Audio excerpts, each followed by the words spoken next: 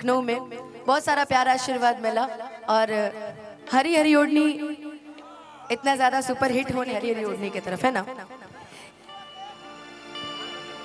आइला हा बारात करे आकी हमसे बात करे, मांगे में मोबाइल नंबर लागत रहत धरे कि गोरी फूल झाड़ी बाड़ू पापा के परी बाड़ू, कि गोरी फूल झाड़ी बाड़ू पापा के परी बाड़ू,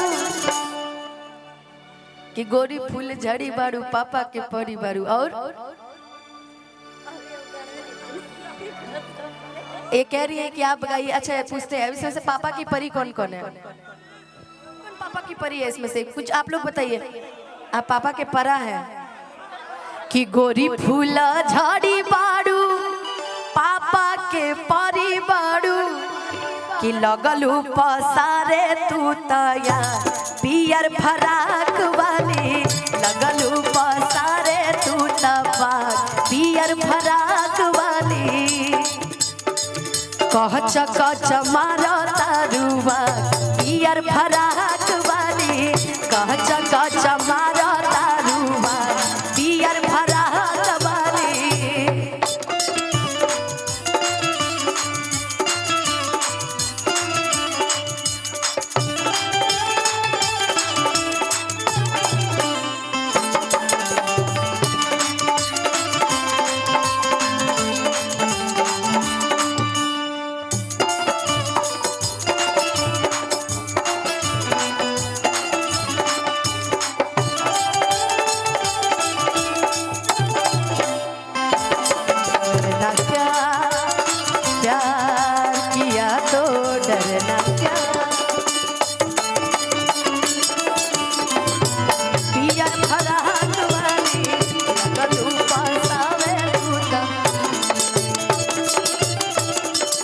और लिखा है आशुतोष तिवारी जी ने, बड़ा अच्छा। और म्यूजिक दिया है प्रियांशु सिंह जी ने।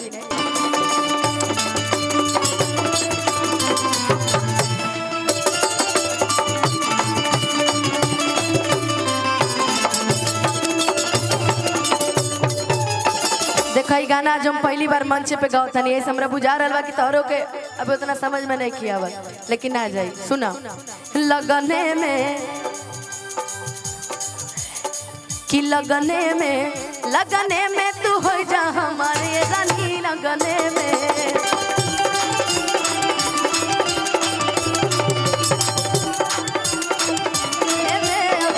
कि आगे आगे आंसू खोई है पीछे पीरी आंसू पई है, कि पियर फराक वाली कहच कच मारो तारुआ